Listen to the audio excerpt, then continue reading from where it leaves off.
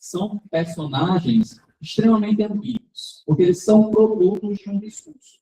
Então, há discursos, há argumentos, há representações e nós encontramos memórias que foram construídas. Tanto é que o cangaço é a grande marca que vem do Nordeste. O que é uma contradição? Por que uma contradição? Independentemente da representação que passamos do cangaço, nós estamos falando de homens armados que eram contra o Estado. Independentemente do Estado ser bom ou não, ser justo ou injusto, o Estado ele não é justo. Né? Nem antes, nem ontem, nem hoje. Né? Então, ele não é justo. Prova disso, todos nós vamos ter que pagar a partir do mês seguinte imposto de renda. O Estado é justo. Não é justo. Então, de certa maneira, nós temos como marca que vem de uma região o banditismo. Então, querendo ou não, independentemente de ser visto no sistema, se nós pegarmos o discurso da década de 70, o discurso de esquerda, a corrente marxista, a linha do Rui Facó, nós temos a ideia de que o bandido, ele mexe com a nossa cabeça, porque ele mexe com a nossa projeção. Ele mexe com aquilo que inconscientemente nós queremos ser. Então, por que o super-herói ele encanta as crianças? Porque a criança se projeta nele. Ele quer ser um super-herói. Então, o bandido, na criminologia, ele mexe com a nossa cabeça porque ele faz aquilo que racionalmente nós não temos coragem de fazer. Então, nosso inconsciente diz, nós tínhamos vontade de fazer isso. Como nos lembra a criminologia, todo é o criminoso em potencial. Algumas das senhoras que estão aqui, ao descobrir uma traição do marido, já tentou matar na cabeça. Jogar uma paleira de água quente na vida. Pensou, se não fez. É o desejo inconsciente.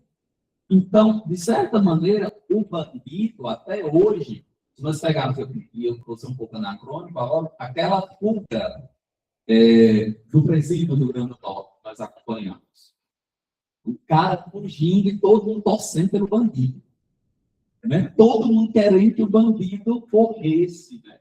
Aquela fuga do cara que eu esqueci o nome, acho que é de Minas, que terminaram, que depois cortaram a cabeça dele, né? Quando a polícia matou, todo mundo que estava torcendo por ele.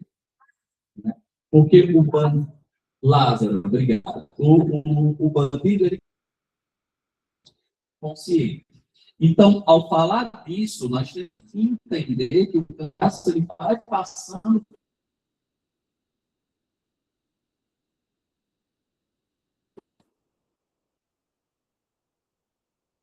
Por isso que eu passo ao recorte de 1876 até 1953. E eu tentei entender como cada década construiu uma representação sobre o cangaço. O que é o cangaço pelos homens de sua época. Então, não estou preocupado que nós, atualmente, ou depois da década de 50, interpretamos sobre o cangaço. Mas o que esses homens que vivenciaram o movimento do cangaço, eles estavam falando, quais as representações que eles fariam.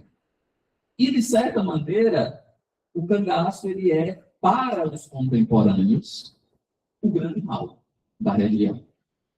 Então, não há um discurso de época, estou falando do documentário, obviamente, que defendesse a imagem do cangaceiro. Né? Então, por isso que eu parti dessa ideia de o processo de construção do personagem. Então, como o Lampião ele é construído, né? Como ele é construído representacionalmente. Não entendi o que significa o S. Nós temos a imagem que o outro faz de nós. Então, eu tenho uma imagem sobre Gominho. Ele tem a imagem que ele faz dele. Então, a sociedade tem uma imagem que faz da gente. Isso se chama representação. Né? Então, a teoria, estou sintetizando para a teoria francesa para ser mais agradável ao ouvido. Né? Então, todos nós temos uma representação, autorrepresentação que nós achamos de nós e o que o outro acha de nós. Eu não estou me importando com o que o outro acha. Né? Todo mundo se importa, porque nós temos a ideia de que o outro pensa em mim. E essa essa ideia ela é uma construção. Né? Então, nós somos construídos, né? Nossos produtos são uma construção discursiva. Né? Espero que eu esteja sendo didático. Né? E por que esse recorte de 1876? Eu parto dos livros. Né? Então, meu documento na pesquisa foram os livros. O livro ele não é, para mim, uma fonte de informação, ele é o documento. Né? Então, que é diferente da abordagem que nós falamos quando eu uso o livro como referência e quando eu uso o livro como um documento em si. Então, eu vou de 1876 até 1953, por quê? Em 1876, nós temos a primeira publicação sobre o cangaço, né, que é como cabeleira, oficialmente. E eu vou até 1953, porque depois de 53, existe uma nova construção de representação sobre o cangaço, devido ao cinema. O cinema, ele muda a chave das interpretações sobre o cangaço. É nesse momento, e eu não vou adentrar muito depois de 53, que nós temos o filme do Lima Barreto ganhando Cannes, nós temos aquela ideia de um cangaceiro enquanto o faroeste. Né? Então, qual é? Se você pega o cinema dessa época está preocupado com o quê? Com o faroeste norte-americano. O que se aproxima mais do faroeste norte-americano? O cangaço. Né? E fora que há uma teoria que está vindo da União Soviética, que a gente não fala, porque as pessoas, certamente os estudos do cangaço, elas centram no Nordeste. O Nordeste ele não está na redonda fora da história do mundo. Existem influências da história nacional, existem influências da história global. Então, existe a teoria, quando a União Soviética ela foi instituída em 1922, todas as ideias, né, teóricas do marxismo, do socialismo, do socialismo científico. E aí há uma tendência na década de 50 que diz que a revolução ela seria feita no campo. Então, ela teria a transformação de toda a sociedade e promover uma ruptura no sistema capitalista se daria pelo campo, porque a riqueza das nações ela parte da terra. Então, a tomada de consciência do trabalhador seria a tomada de consciência do campo que promoveria essa revolução. Essas ideias que estão nos teóricos da União Soviética, elas começam a chegar no Brasil e começam a ter acolhimento no Brasil a partir da década de 50. Por isso que nós temos livros como o Itacó, né, que diz que o cangaço é um movimento social. E ao dizer isso, nós temos duas concepções de movimento social. O movimento social que eu estou contextualizando conceitualmente é aquele que promoveria uma transformação, uma revolução na sociedade. Às vezes, não estou dizendo que o cangaço é um movimento social, é um movimento que acontece na sociedade, mas é um movimento que não tem uma ideologia. É nesse momento que você chega ao Brasil as ideias do Horsfall, né, em rebeldes primitivos, em bandidos. Então, você tem um celeiro a partir de 1953, construirá essa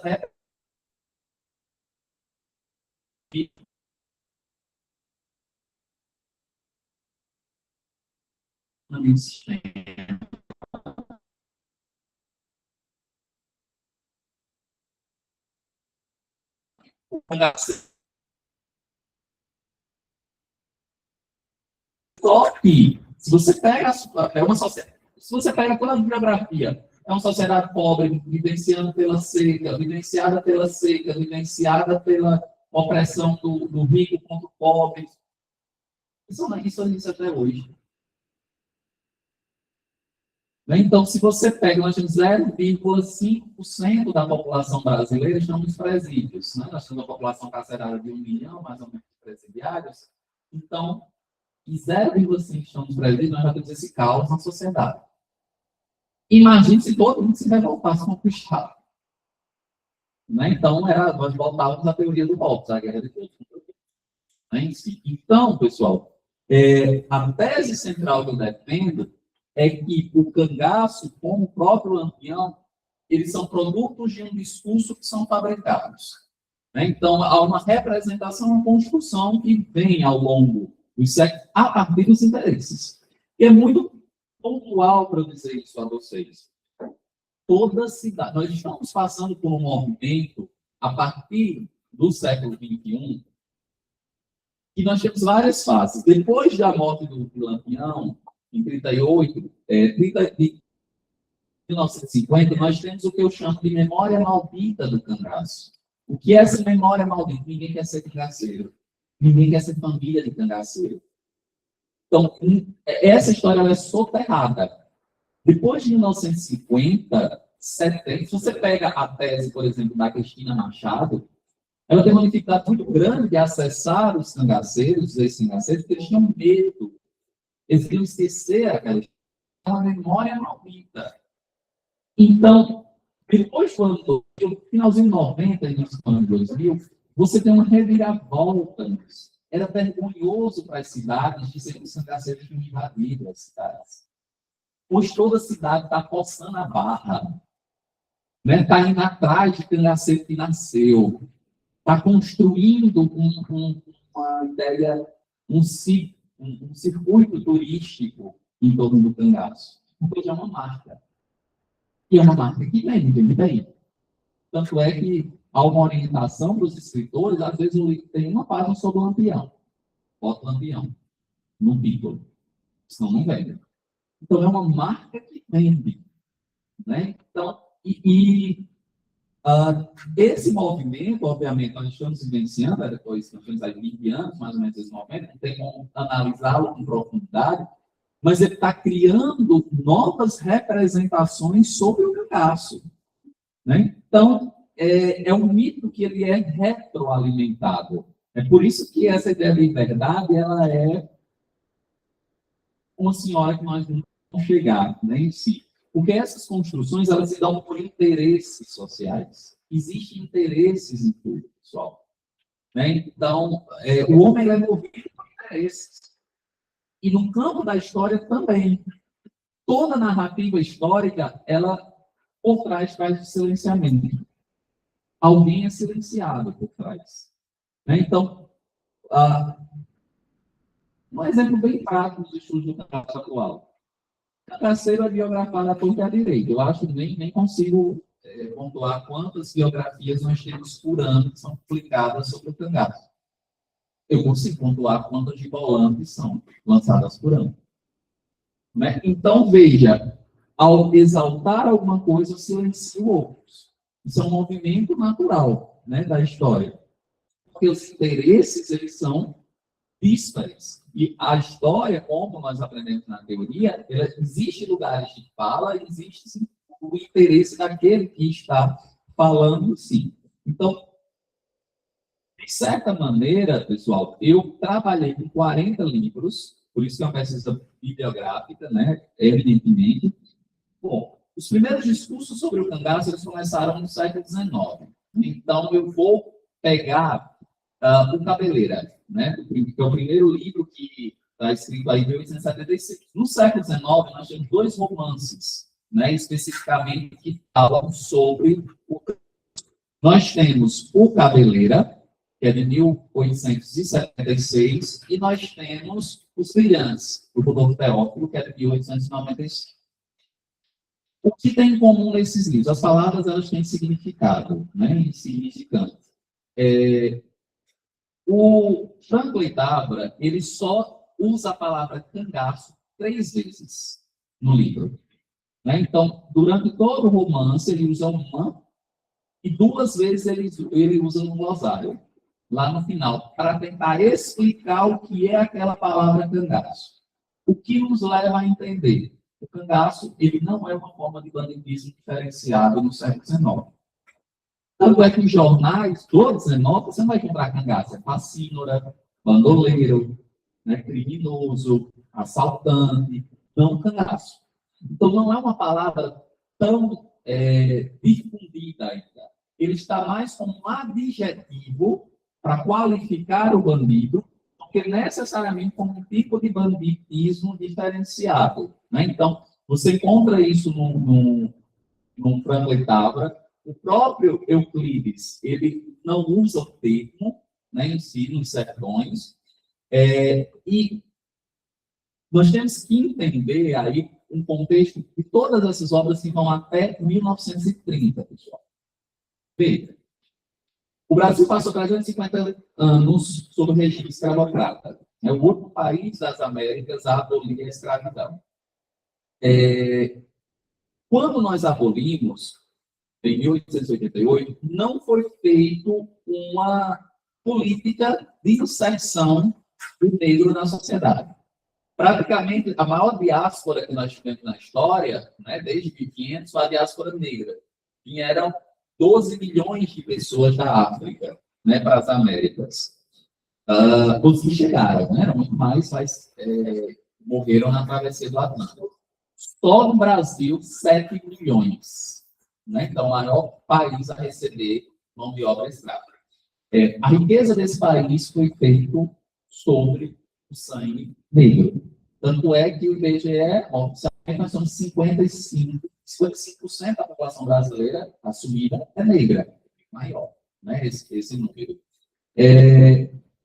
Só que, ao abolir a escravatura no Brasil, não se pensou numa política de inserção dos negros. A política que o Estado brasileiro adotou foi a política de branquear a população. A meta era que, em 2012, a população brasileira teria que ser toda branca.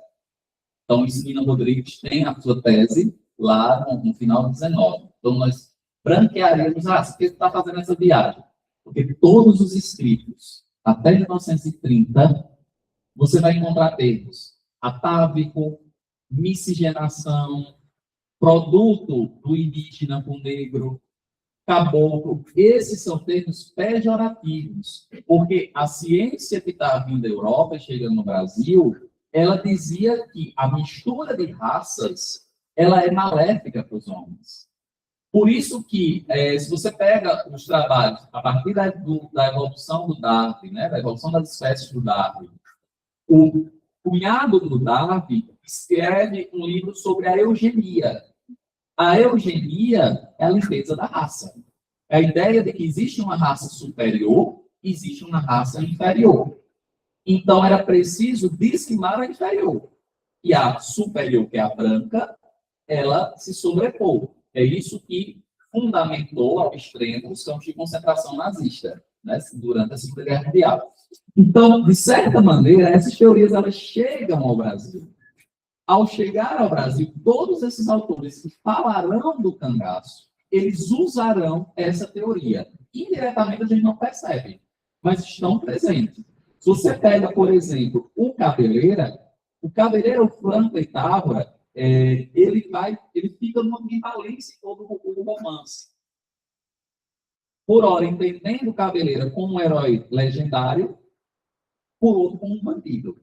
E aí ele vem com uma chave interpretativa, que é a ideia de que o amor e a educação salvariam isso. Soa até bonito, né? Essa frase de que a educação salvaria o nordestino. Mas isso é a teoria do darwinismo, de que eu branqueio e eu educo. Eu branqueio, eu educo e eu vou civilizar esse povo. Porque o Nordeste ele não é civilizado. Esses são os termos. Você pega o Xavier de Oliveira, está lá no Xavier de Oliveira. Se você pega isso no Rodolfo Teófilo, está no Rodolfo Teófilo, porque o Rodolfo Teófilo ele vem da Faculdade de Medicina da Bahia, que é o grande centro que acolheu essas teorias. Né? O Nina Rodrigues tem era praticamente ali da Bahia em si. Então, há uma influência do século XIX, do positivismo, do darwinismo determinista, né? E aí você tem, dentro desse darwinismo, você tem as teorias da mesologia, né? Que é a ideia de que o meio, ele influencia no indivíduo, ele determina o indivíduo. E o meio, ele influencia. Mas no século XIX, ele determina o indivíduo. Então, a seca, nós produz o bandido porque nós estamos numa área propensa ao bandidismo. É como se o meio físico, ele influenciasse, determinasse a ação do sujeito. E o determinismo biológico. Só que no biológico deu muito errado no Brasil. Por quê? Todos nós que estamos aqui, nós somos uma salada mista. Se nós fizermos um mapeamento do nosso DNA, nós vamos ter o negro, nós vamos ter o indígena, nós vamos ter o branco. Né, em si. Porque o próprio, na colonização, não tem mulheres brancas aqui.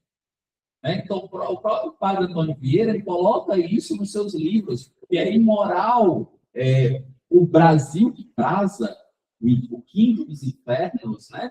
O próprio termo Brasil vem de brasa, né? da cor da árvore. Então, isso é um lugar da prostituição, do inferno. Tanto é que uma das soluções foi mandar as órfãs da Europa para o Brasil, para poder casar, porque não tem mulher branca.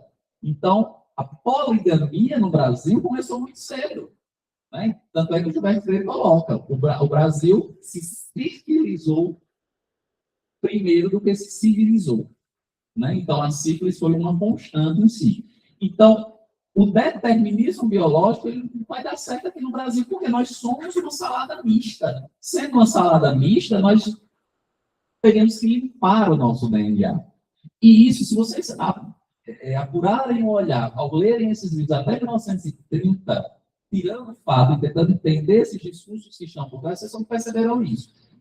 O que vai salvar do banditismo? A civilização, a estrada, a educação, o progresso, todos esses são discursos científicos que estão vindo da Europa no século XIX, a partir da ideia de evolucionismo. É preciso evoluir, né, teoricamente, essa região. Limpar a miscigenação, branquear e evoluir. Então, a tese do Cabeleira Central, pessoal, que ele já vai defender, é que o cangaço e o cangaceiro eles eram produtos da pobreza, do analfabetismo e da ausência do Estado. A ausência do Estado eu concordo. Né? Então, porque o Estado ele não estava presente. O Estado ele chega concretamente ao Nordeste, depois da Revolução de 30, muito incipientemente, mas depois de 1950. O Estado ele começa a entrar com sua burocracia. Né? O Estado ele começa a montar a máquina. E num país continental como o nosso, tem lugares que ele nem chegou ainda.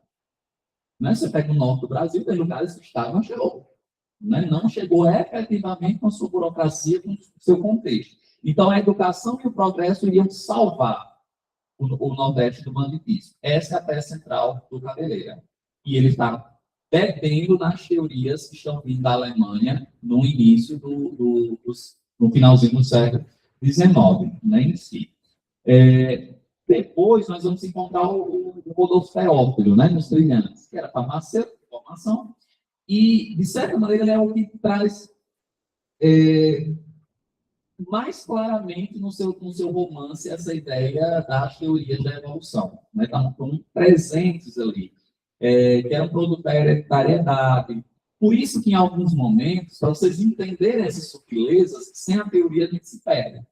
Por que você pega os livros aí de 80, 70 e todo mundo vai buscar a origem do pai de Lampião?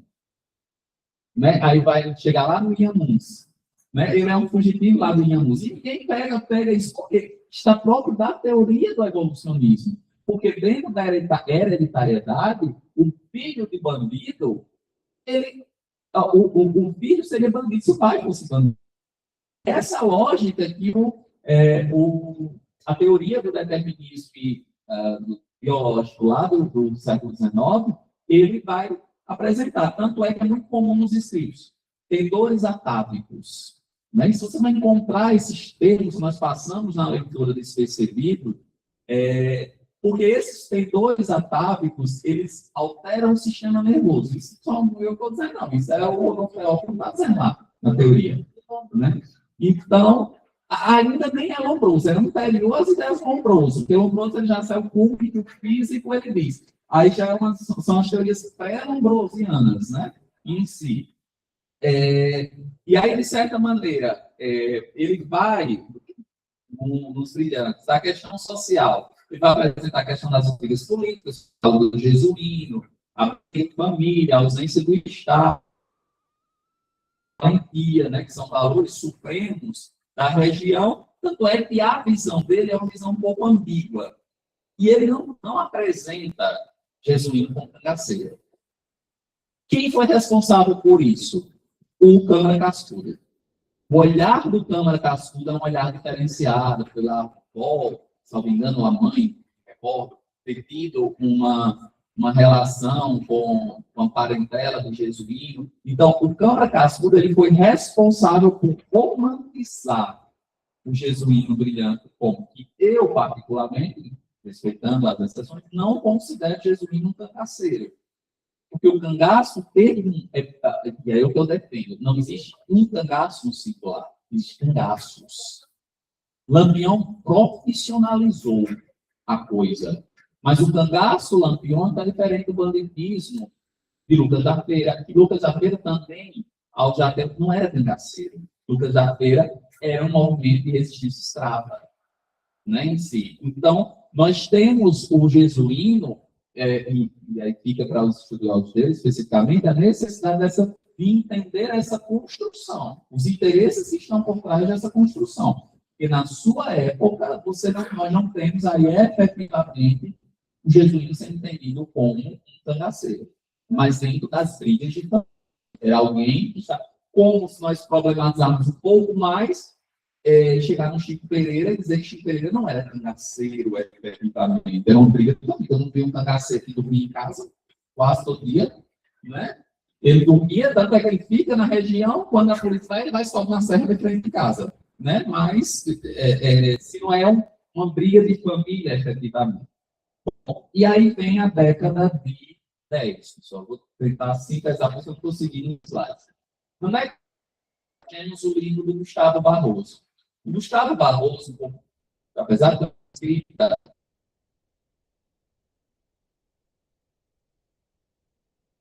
maravilhosa, Gustavo Barroso mais frequente.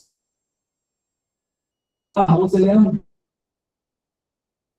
ele lá próximo a Vargas, ele é integralista, né? Então, o integralismo é a vertente brasileira da eugenia, né? Então, ele vai para a Alemanha, ele tem relação na Alemanha e volta para o Brasil, na Alemanha, na Itália, né? Mussolini, volta para o Plínio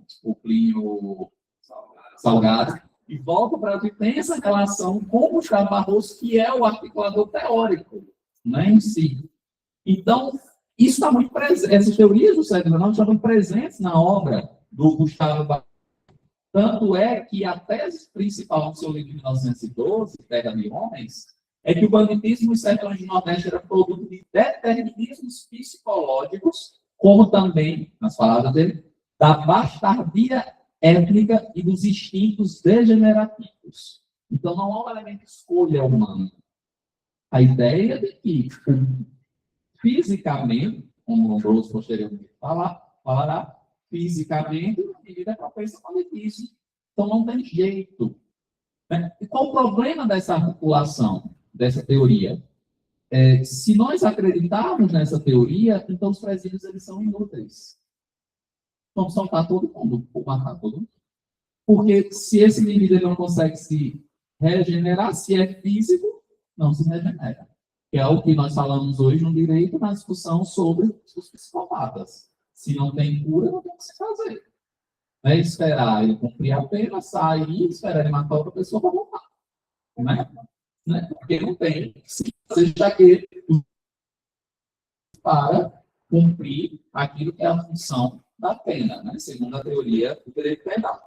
Então, em 1917, quando ele escreveu Heróis e Bandidos, ele já começa a mudar um pouquinho desse determinismo, mas ainda continua. E a tese que ele defende é que os criminosos da zona sertaneja eram dignos de admiração antes de qualquer outro sentimento, pois era necessário considerar as causas do seu viver e os motivos por que agiam.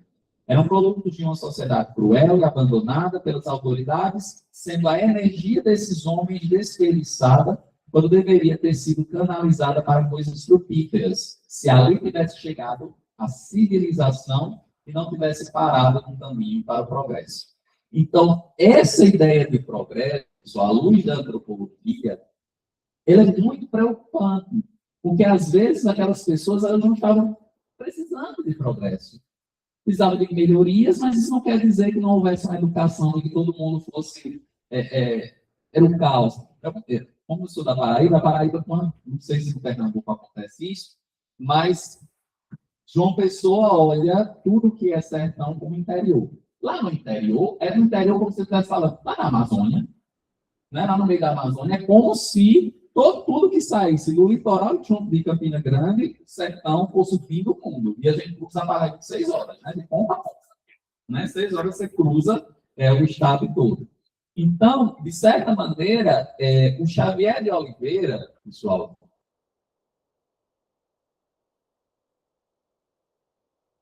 ele tem incluído dessas ideias em 1920, quando ele escreve Beatos de Cangaçu,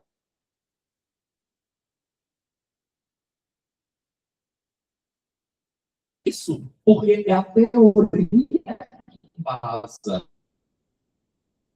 elas estão recebendo da Europa, está embasando essas concepções da análise deles. Né? Então, de certa maneira, apresentar aí essas 5 grandes causas do banditismo: analfabetismo, ausência de justiça, trabalho, exiguidade de salário e a politicagem.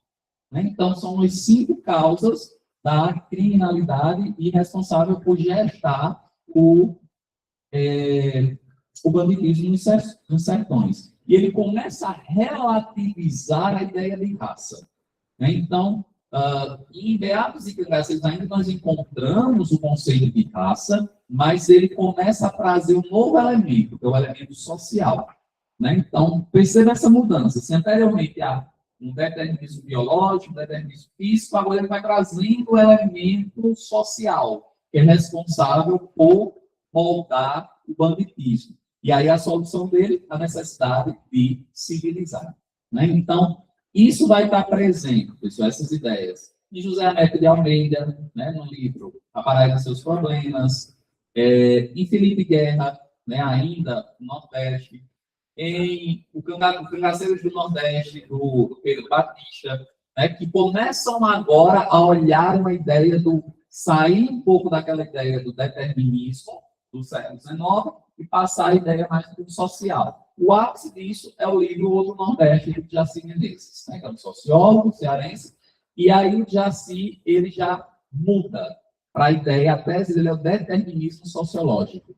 Então, se até o Jaci, até 20, você tem um determinismo físico, determinismo biológico, né, a ideia do evolucionismo, o Jaci Menezes ele traz já uma culminância no finalzinho da década de 20, a ideia do determinismo social. Existem elementos sociais que estão por trás do banditismo, né? E tanto é que ele categoriza 2 formas de cangaceirismo aí: o clânico, o agrário e o político. Né? Então, todo mundo esqueceu disso, mas são os 2 tipos de cangaceirismo que o Jaci é uma escrita um pouco mais rebuscada, difícil, né? Por isso que ele é um pouco esquecido. Né?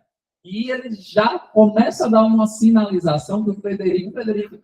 Posteriormente, algumas teorias do Frederico estão basadas nesses caras.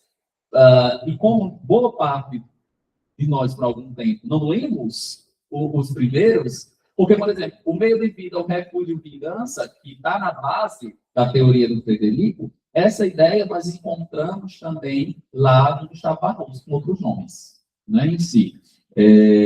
E, de certa maneira, o Lampião, o Jaci Menezes já começa a falar desse processo de profissionalização. Obviamente, ele vai defender que a opressão social do Nordeste não é fruto do clima, mas sim de manifestações políticas. Então, você tem uma mudança aí no discurso, né, em si. Bom, para eu ser fiel ao tempo, vamos lá pular para a década de 30, né? Por 30, pessoal, nós começamos a construir a biografia do Lampião.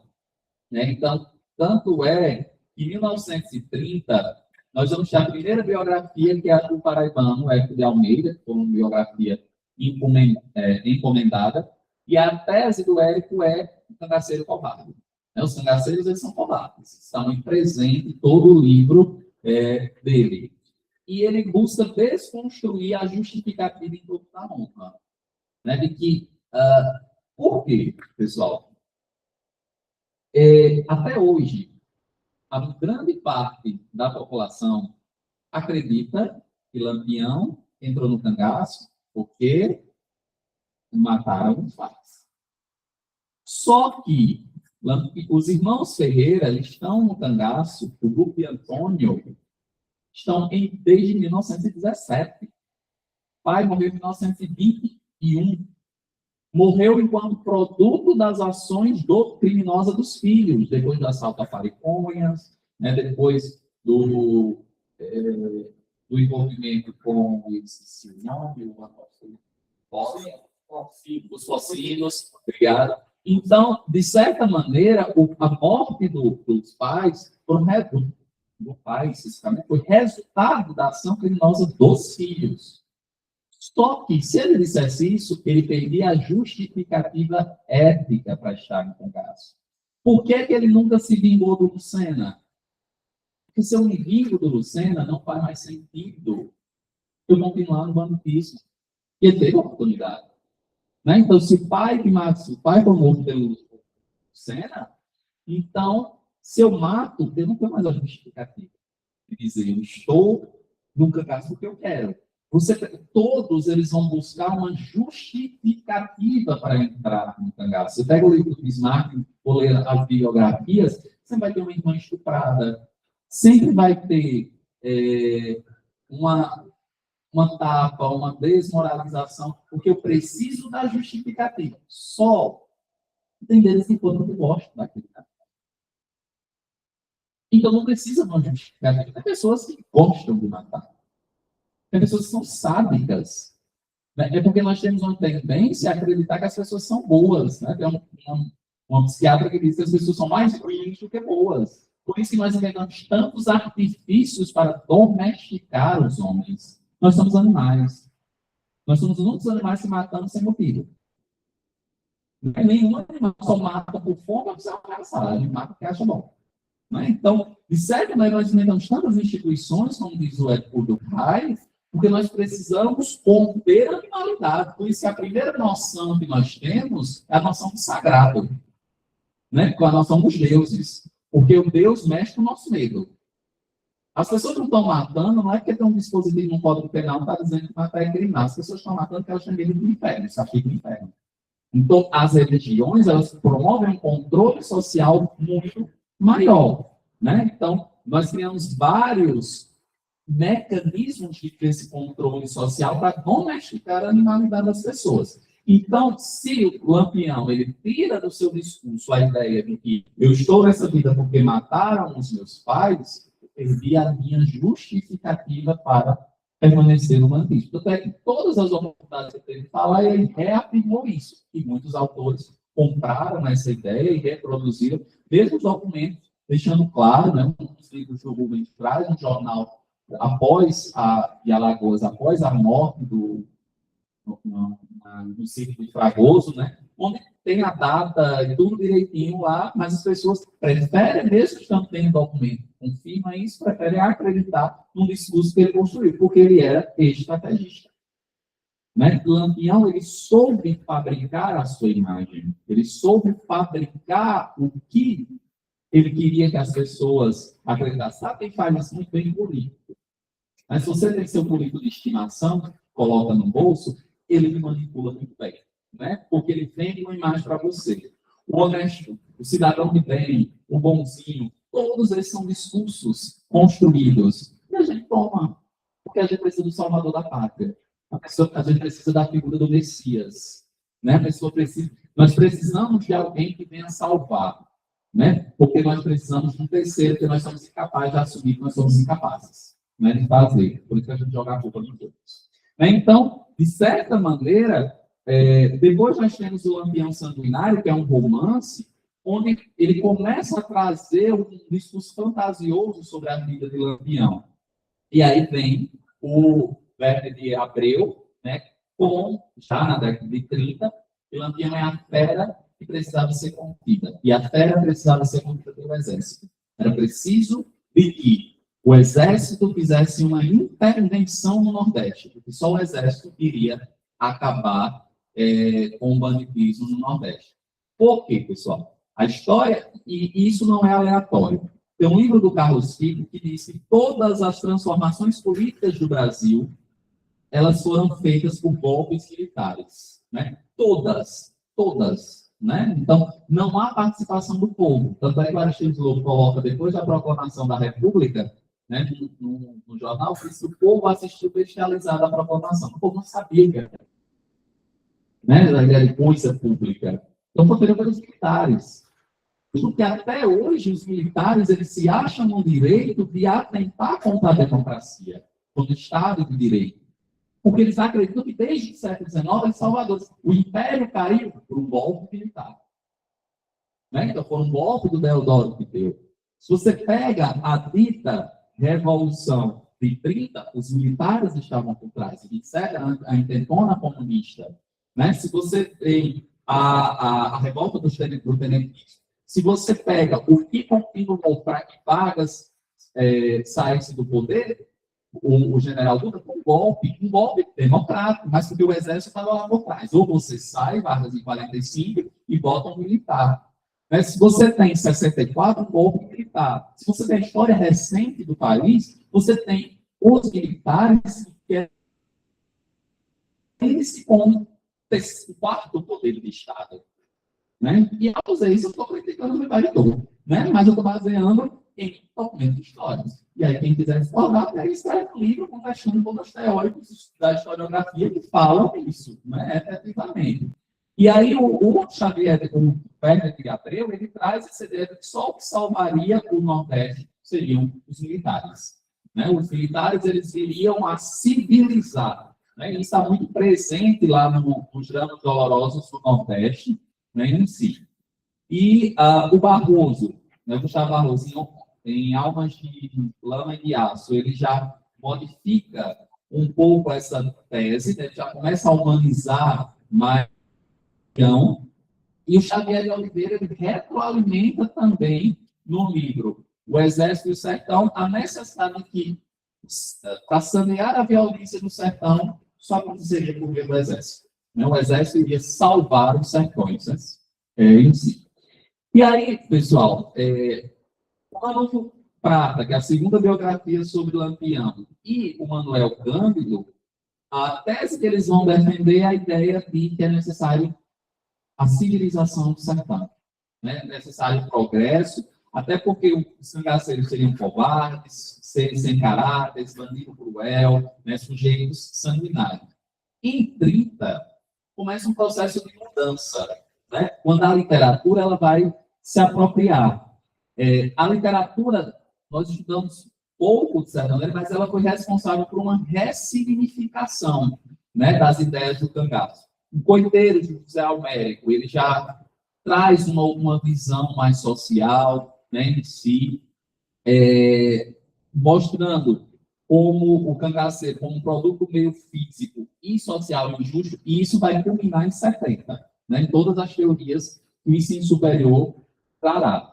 O Jorge Amado, os dois livros clássicos dele, ele, enquanto esquerda, né, ele diz que o cangaço é um movimento de resistência social, isso está presente lá em Capitães de Areia, né, se pegar aquele personagem que era fã de Lampião, que eu esqueci o nome, e Seara Vermelha. São os dois romances que ele trata o cangaço como um movimento de resistência contra a injustiça. E aí, aos poucos, esse novo discurso dos cangaceiros enquanto injustiçado, ele vai se enraizando já no finalzinho de 30, tanto é que o próprio Graciliano Ramos, nas várias crônicas que ele escreveu, ele tem muito especificamente, ele diz que Lampião não era um indivíduo, Lampião era uma condição.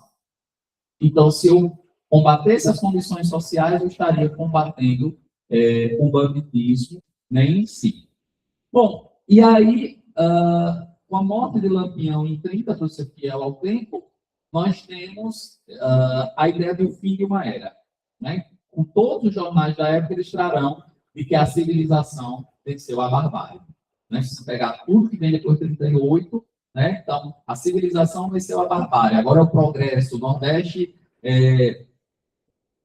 evoluirá, né, em si. E eu termino discutindo tudo isso que você não tem volante.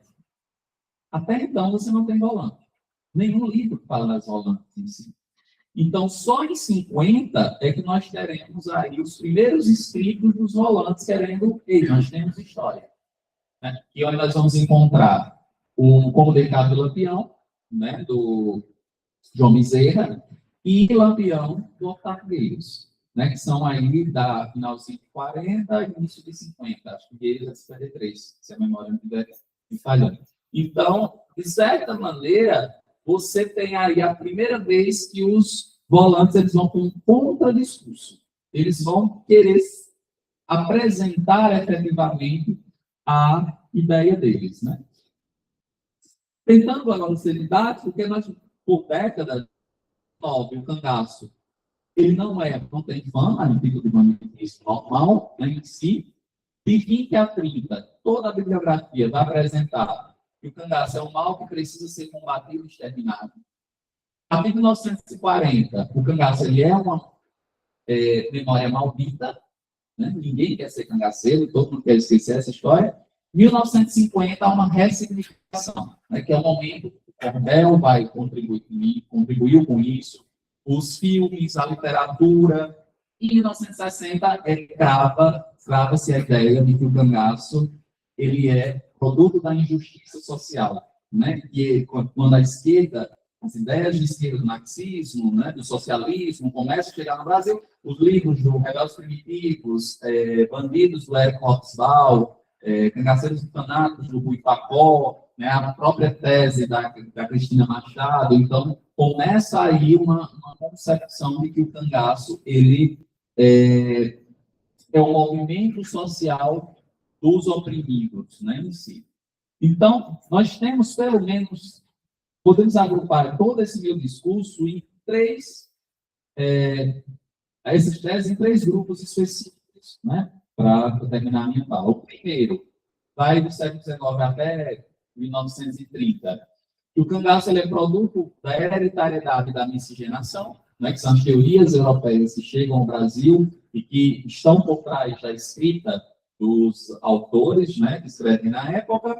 Segunda visão, alguns autores já no finalzinho de 20 e 30, apesar de aceitarem as ideias natas, né, dos determinismos em si, eles começam a reconhecer que existia fatores sociais, né, que levaram à ascensão do Estado, e, por fim, a última visão, que aí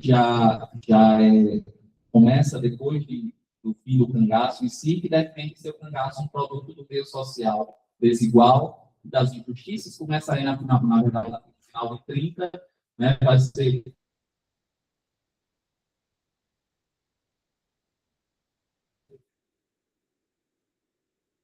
muito obrigado pela paciência.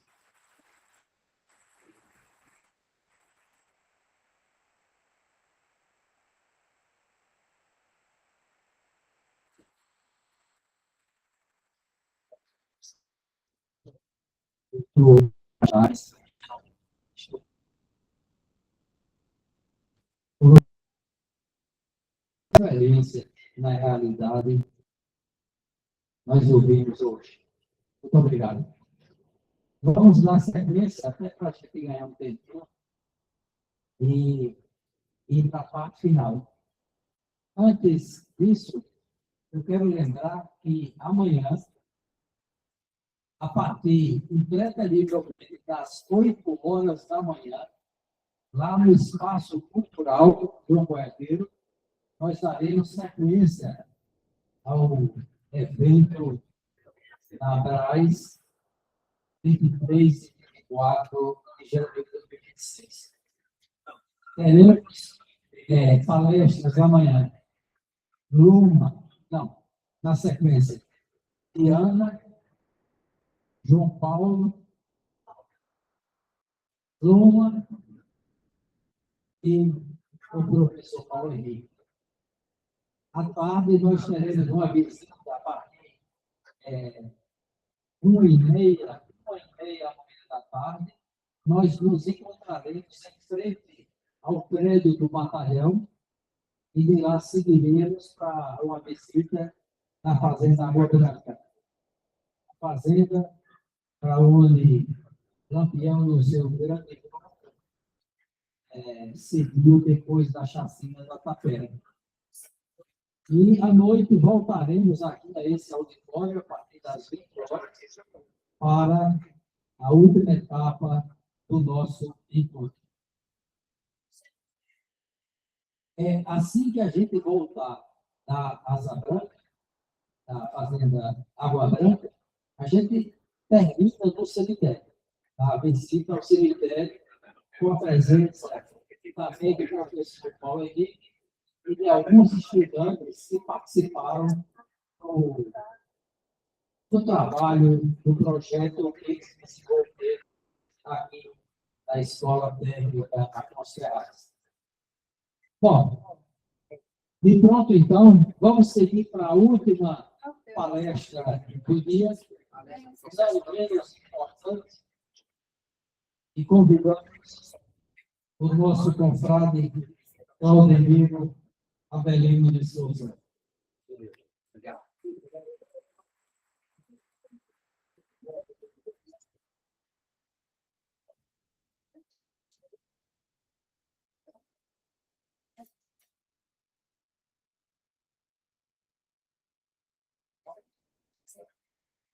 O confrade Claudemiro Avelino de Souza é alagoano de Coruripe, bacharel em Direito e em História pela Universidade Federal de Alagoas. Ele é curador do Centro de Cultura e Memória do Tribunal de Justiça de Alagoas. É membro efetivo do Instituto Histórico Geográfico de Alagoas, da Academia de Letras, Artes e Magistrados e da Academia Maceioense de Letras.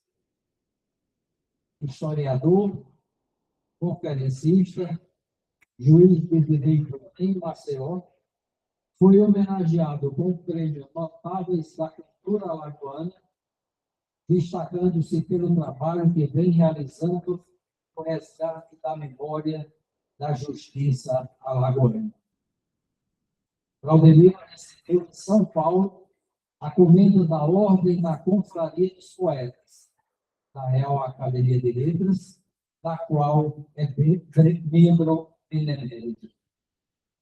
Na passagem dos 85 anos da morte de Lampião, foi debatedor do seminário Lampião e a Verdade Histórica, realizada no auditório da Uninassal, em Maceió.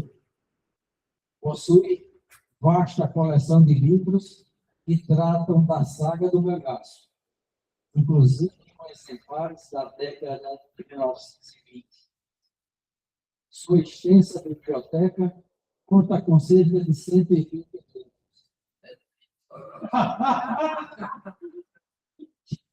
Mais de 22 mil livros da biblioteca de São Paulo.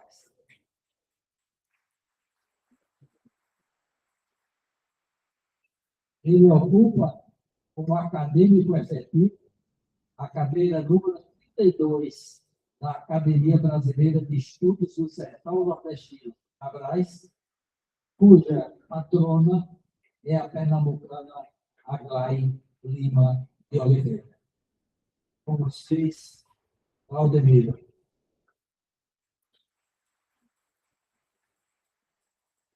Meus amigos, eu sempre fui muito curioso desde pequeno. Eu acho que é uma característica do historiador. Eu resvalei para o direito, mas nunca esqueci a minha paixão pela história. Tanto é verdade que acabei também me graduando em História, e sou daqueles formados de História que não ficou só como diploma. Eu fui aos arquivos e continuo.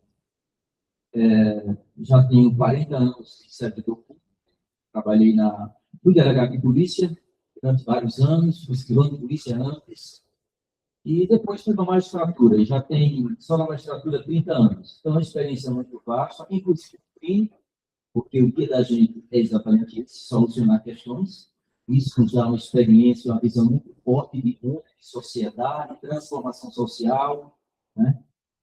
E, nesse contexto, chegando, sobretudo, na instituição judiciária, ainda por conta dessa ideia atrasada de que não se deve, ou não se devia preservar a memória, eu vi a necessidade de mergulhar nos arquivos da Justiça, e foi nesse meu mergulhar que foi surpresas, encontrando ainda documentos diretos, fontes primárias, do século XVII, XVIII e principalmente século XIX. E ao esmiuçar esses papéis, esses documentos, nesse universo também, acabei localizando alguns processos relacionados com cangaços, né, com os cangaceiros. E fui convidado aqui pelo nosso presidente, estou aqui com muita honra, muito contente de ver os amigos, de abraçar a todos, e estar nessa terra quente, mas muito acolhedora, isso faz a gente esquecer a temperatura, para falar com vocês sobre um dos processos que eu acabei localizando, né? Eu vou aqui pedir permissão aqui do meu antecessor para me prender muito a questão do positivismo, porque o processo científico, ali tem informação, embora, ficou muito claro, nós sabemos que, mesmo que o Estado tente colocar a verdade nos autos, a verdade é algo quase inatingível, como o nosso professor anterior deixou muito claro, né? Mas o processo existe com registros, e essas fontes são nelas que nós devemos. Eu estou fazendo outro trabalho aí, que estou chamando de cronologia do cangaço, por esse livro que eu vou apresentar para vocês, para os senhores, uma outra chamada cronologia do cangaço, onde eu estou tentando ter uma ideia, que eu confesso que eu não tinha, de quantas centenas de livros didáticos já se escreveu sobre essa temática. Dos mais surreais, onde você romanceia, àqueles que se prendem aos documentos do processos judiciais, onde, em tese, o Estado tentou se aproximar do mais verídico possível, né? E isso realmente, concordo, é muito difícil, porque o documento acaba, de certo modo, espelhando um pouco daquele que está produzindo. É como um julgador. Por mais que você queira que o julgador seja isento, impossível dele não trazer um pouco da alma dele dos processos. Eu digo na minha experiência pessoal, trabalhei vários anos em júri, processos civis, vários anos mesmo, mas cada um tem uma áurea diferente de alma. E eu identifico a minha como sendo aquela que se incomoda muito com essas atrocidades humanas. Embora sabemos que as atrocidades humanas, elas vêm desde o início e acompanham os homens e continuará acompanhando. Todo lugar tem que ter cadeia. Isso desde sempre. Mas que a gente teorize, é impossível que o lugar não tenha um espaço para recolher aqueles que ultrajam a lei, as pessoas, os costumes, né? Então, eu, Claudemiro, assim que eu sou muito sincero e digo isso com toda clareza, tem minha contribuição à questão do crime em si, no sentido de combater como membro do Poder Judiciário. Mas confesso, logo que eu tive oportunidade, eu fui para uma vara civil. E quando me perguntam por que é que eu não gostei, eu digo, já tem minha contribuição a essa ala criminal. Agora, estou no CIR já tem alguns anos, então que o CIR não tenha mazelas humanas também. Tem umas de arrepiar também, claro que tem. Mas, como disse, a gente se encaixa melhor naquilo que a gente gosta, né? Entende melhor, interage melhor. No meu caso, as varas civis me acomodam melhor como julgador, porque se mais à vontade. E repito, às vezes também possível nos deparamos com questões, e eu lembro bem, por tempo que nós tínhamos processo físico, e eu, desde 2016 que eu trabalho com processo digital, eu confesso que às vezes pegava um processo para fazer a sentença, e ele era de teor tão forte, que eu pegava aquele processo, colocava por baixo dos outros e ia eliminando os seguintes, até chegar nele de novo. Mas até chegar nele, eu já tinha dormido 2, 3 noites pensando em que direção ele tomava. Eu não vou aqui contar alguns casos, porque eu vou acompanhar aquela máxima dos romanos que diz: "Esta breves é de prazeres. Seja breve e agradará." E ao menos por isso eu quero ser agradável. Eu queria, de início, também parabenizar essa iniciativa. Eu acho que é importantíssimo que nós sentemos, discutamos as nossas mazelas. E o estudo sobre o gasto, queira que não, é o que justifica nós estarmos aqui, inclusive desenfanados e com esse foco em entender esse processo sociológico impossível de ter uma definição. Por mais que os grandes estudiosos e teóricos queiram definir, eles também não conseguem. Né? Porque o ingrediente social é muito subjetivo. Porque é produzido pelo homem e analisado pelo próprio homem. Né? Mas novo todos os teóricos, porque também nós precisamos desse norte para, pelo menos, contextualizar e entender de onde viemos, como estamos e para onde estamos indo. Né? Aquela máxima do pai da história, Heródoto, ele dizia que nós precisamos entender o passado para compreender o presente e projetar o futuro. Eu acho que todos os escritores que estão aqui, professores, doutores e pós-doutos também, que eu sei que tem, quando produz algo, quando tem uma aula, quando tem uma conferência, está sim preocupado em dar a sua contribuição para que nós elevemos o processo de civilidade tão carente no nosso meio humano. Né? Então, baseado nisso, eu quero dizer que vou ser estético com os materiais que eu vou apresentar, e é apenas um estudo feito em cima de um processo clínico que foi instaurado na comarca de Água Branca, Alagoas, no ano de 1922, quando Lampião, com 2 irmãos, resolveram vingarem-se de um cidadão que teria apontado para o tenente Lucena o seu pai. E nessa abordagem, ocorre que o pai de Lampião é morto. Esse fato da morte do pai é 18 de maio de 21. Em 1921, nós sabemos que em 22, oficialmente, ele tornou-se líder, né? Lampião, e já com alguns irmãos também participando. E naquele agosto de 1922, Lampião já teve identificado qual o cidadão que teria apontado o pai dele para o tenente Lucena, organizou, ele era muito estratégico, né? Era um estrategista também, como eliminar esse indivíduo. Pesquisou, evidentemente, ele tinha muitos informantes, como nós sabemos, os famosos coiteiros, e no sítio Maché, o Cancela do Machi, como se chamava, Coro do Garrote era o sítio, o indivíduo que era o Cipriano de Souza, seria esse que teria apontado para o tenente Lucena, o pai de Lampião, vinha voltando da feira, final de tarde, quase que noite, e Lampião, com Levinho e Antônio se agacham na cancela, que é aquela porteira que nós conhecemos no sertão, já quase escuro, e quando o Cipriano de Souza com um amigo iam chegando para passar pela cancela, Lampião se levanta com 2 irmãos e pergunta quem é o Cipriano, o indivíduo se identifica, e Cipriano já vai pedir arrego, como se diz. Conheceu o Lampião, ele tinha um uniforme típico, foi fácil para ele conhecer. Vai dizer, Lampião, não me mate, deixa eu criar minha família. Ele diz, agora você conhece que eu sou Lampião? E pega na década do Cipriano, puxa, diz para o outro, permanece quieto, um dos cavalos corre, devido àquele movimento, fica apenas um dos cavalos. Lampião pergunta se ele tem dinheiro no bolso, ele diz que tem, uma quantia lá, se ele tivesse como tivesse, alguma coisa assim.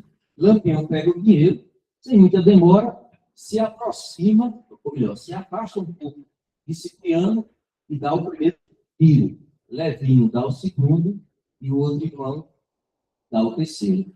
Deixa o indivíduo morto lá e antes de concluir essa cena, Lampião diz para o que estava presente, que vinha a cavalo com o Cipriano, e ele não seguisse pela estrada, fosse pela mata, se não quisesse morrer também. O cavalo que restou, Lampião leva. Nesse instante, os outros elementos do bando se levantam do mato, também estavam agachados um pouco próximo, e o bando segue agora para a casa da vítima, o Cipriano de Souza. Chegando lá, a porta já apressada, já era quase noite, bate, e o filho de Cipriano se apresenta, e vê os cangaceiros, e já vai perguntando, que tiro foi esse? E Lampião diz, vá você mesmo ver. E por que é que eu sei os detalhes? Porque eu li o processo, porque no processo tem o depoimento das testemunhas da ocular e das outras que estavam próximas, e outras mais que também foram ouvidas ao tomar conhecimento desse fato. Então, Lampião manda que vá você mesmo ver o que foi. E o rapaz sai correndo, a porteira não era tão distante da casa, e lá se depara com o pai já morto. Lampião e a turma dele, os cangaceiros, entram na casa, arrombam baús, quartos, era um fazendeiro de classe média, e dali roubam joias, dinheiro, roupas e 6 celas de cavalo que tinha dentro da casa e vão embora. Basicamente, esse foi o fato que o processo trata. Claro, eu não, como disse, não pensaria os senhores tentando mostrar detalhes, porque aí seria, até porque já são mais de uma hora, né? E eu disse que ia ser breve, serei. Bom, mas fiz aqui alguns slides que mostram algumas peças deste processo. Até agora, eu já localizei 8 processos relacionados com cangaço do estado de Alagoas. Mas, dentre estes, apenas este que eu vou apresentar para os senhores e senhoras é o único que traz o nome de Vitorino Ferreira, o Lampião, como réu. Então, é uma referência histórica, de certo modo, pode ser que encontremos outros, mas, a princípio, é o primeiro processo onde ele efetivamente é tratado como réu. O denúncio e tudo. Bom, eu estou falando para doutores, tendo muito do assunto, não vou mais fazer conjecturas sobre esses fatos, como citei antes do crime do pai de Lampião. Os senhores conhecem muito mais até que eu. Né? A morte do pai de Lampião foi simples, no sentido da dinâmica.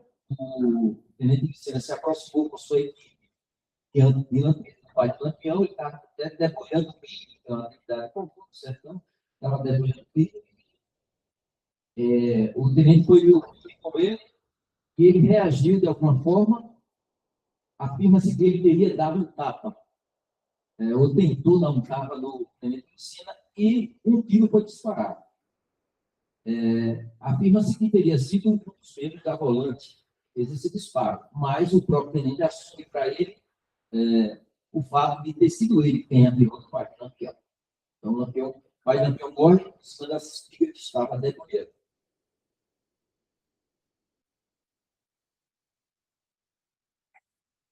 Bom, e aí depois da morte do Lampião, tem efetivamente, já no dia seguinte, a morte foi à noite, né?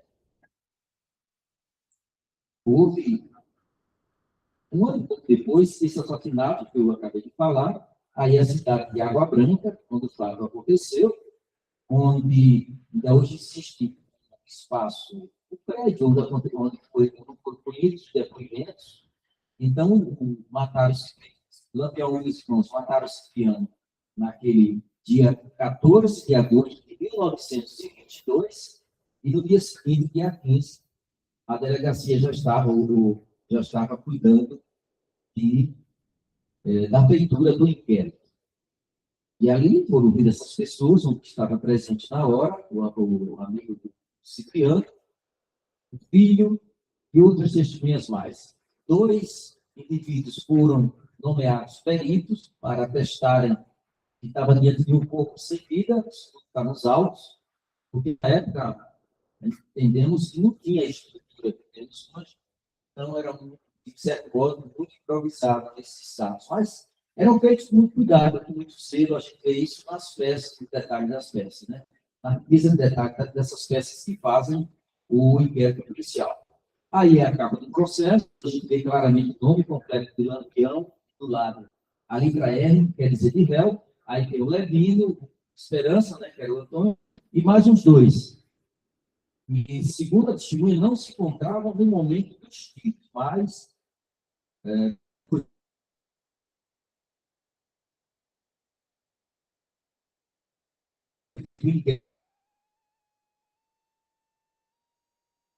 cada um deu um disparo de rifle no Cipriano de Souza. A portaria, inaugurando os autos de inquérito, um corpo de delito, ao qual me referi há pouco, onde os indivíduos assumem o compromisso de dizer que está vendo um corpo sem vida e que tem conhecimento de quem era essa vítima, e por a vítima de 3 disparos de arma de fogo. São feitas perguntas típicas, esses autos vão ao promotor, o promotor oferece a denúncia para que o processo, para que a ação penal tenha início, São dois momentos, nós sabemos, né? A fase do inquérito policial, que é na delegacia, e a ação penal, que já começa a correr diante da atividade do magistrado, promotor e outros servidores da justiça, né? A certidão do oficial, dizendo do processo, a pronúncia do promotor, e aí lógico, não vou mostrar todas as peças do inquérito, né? Mas, assim, o que é interessante desses fatos relacionados com crimes praticados pelos cangaceiros do Lampião, e nós sabemos que os crimes que eles praticavam, era o homicídio, era o roubo, era o estupro, e outros danos que eles também praticavam, e em muitos desses casos, houve sim inquéritos, né? Como o da baronesa de Água Branca, também. Eu estou em as boas, eu acho que eu vou localizar esse inquérito. Digamos assim, a importância de localizar esses inquéritos é porque a gente fica diante dos fatos, sem dúvida, né? Repito, sem estar com a verdade absoluta, não haja uma data, um nome, uma participação de uma pessoa, uma evidência, é evidente que o processo traz. E eu quero dizer o seguinte, o crime, como já foi dito aqui, nós sabemos, ocorreu em 1922. A justiça se esmerou isso para apurar efetivamente o caso. Mas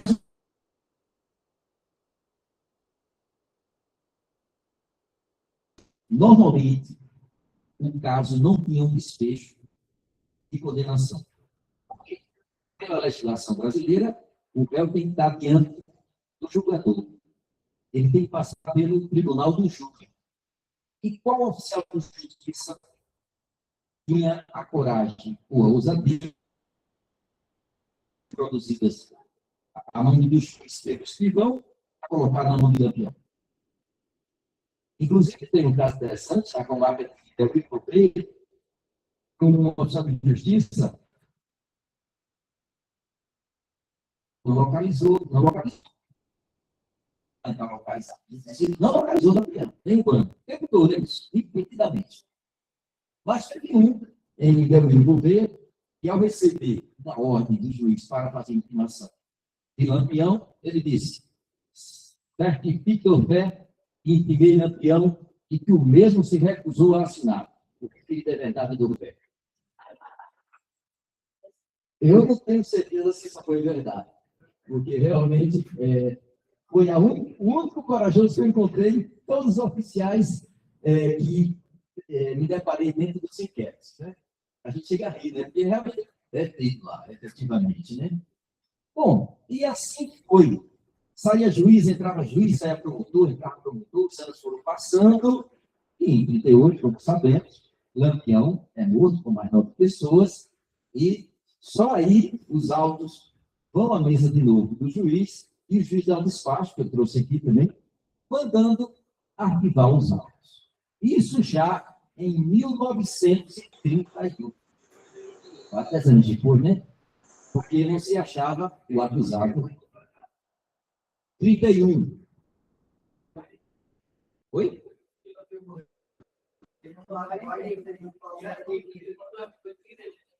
Eu falei 31?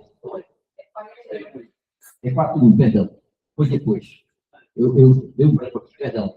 Então, quase 10 anos depois é que você consegue encontrar um despacho do juiz mandando arquivar. Os autos ficaram lá o tempo todo e não se encontrava o acusado. Então, os detalhes que a gente vê quando vê o processo desse é que é uma beleza.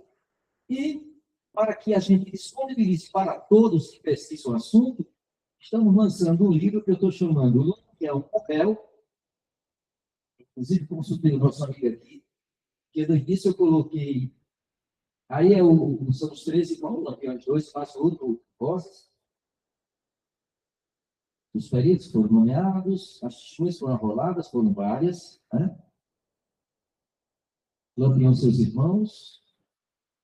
Essa é a capa do livro que o artista preparou.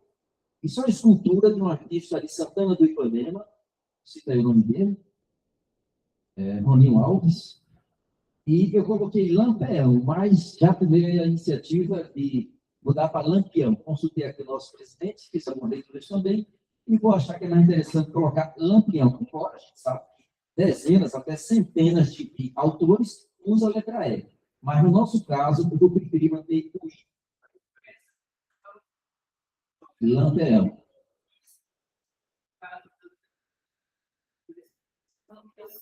Isso. O nosso presidente me mandou um bilhete Lampião, ele assina com I, Lampião. Isso me convenceu definitivamente que é mais interessante, neste caso, colocar Lampião, o réu. Eu falava também do outro trabalho que será publicado, que é o Alexandre Cangaço, onde eu faço um apanhado de tudo que já se escreveu sobre Lampião, não só sobre Lampião, Cangaço, de modo geral. Né? Claro que eu não vou exaurir, porque eu já vou em quase 2 mil obras, você acredita? Quase 2 mil obras. Eu estou dando o material feito pelos jornalistas, não. Só livro mesmo. E mesmo assim a gente se impressiona com o volume de obras sobre essa temática. Inclusive, traduzido para línguas, né? Vou dizer que vocês sabem tudo isso. É impressionante. Eu confesso que eu não sabia. Quando eu comecei a ter uns 200 livros sobre pedaço, eu já achava que esgotou. Mas quando eu comecei a pesquisar, fiquei impressionado como já se escreveu, vai se continuar escrevendo sobre Lampião. É um tema realmente extremamente palpitante. Eu já apliquei esse trabalho, na verdade já está pronto, falta somente lançar. E eu quero ter o prazer de avisar a todos que têm interesse, evidentemente, para ver impresso não só este processo, como outros que a gente também vai trabalhar. E aí estaremos trabalhando com fontes primeiras, onde você vai espantar diversas dúvidas. Né? Pelo menos vai ficar mais próximo da verdade. Bom, dito isto, meus amigos, eu quero apenas fazer agradecimento a todos os queridos confrades, confreiras, estudiosos, pesquisadores, estender meu abraço aos palestrantes de hoje e já nos teremos o prazer de ver amanhã, agradecer ao município pelo apoio que foi dado, aos organizadores, aos apoiadores e resumo esse abraço aqui na figura do nosso presidente, que é um desempolgado por essa temática. Muito obrigado.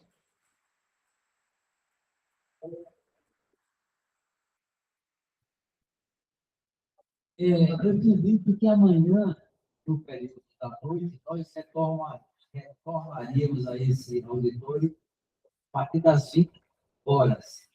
Entretanto, retornaremos um pouco antes, e nós teremos o lançamento do livro da série. Se tiver mais algum outro em lançamento do Bismarck, nós teremos também. Então, a partir de 19 horas de amanhã, a gente já vai estar chegando por aqui.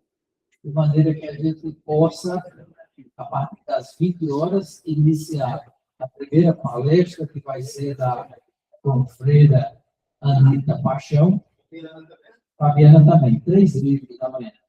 E, em seguida, encerrando uma palestra minha.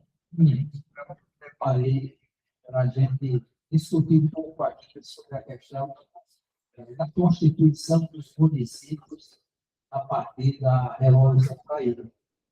Então, pessoal, boa noite a todos. Agradeço a participação dos alunos da CESFASP, o pessoal do UNFA e convido os acadêmicos e acadêmicas para estarmos todos aqui, para a gente tirar uma foto aqui.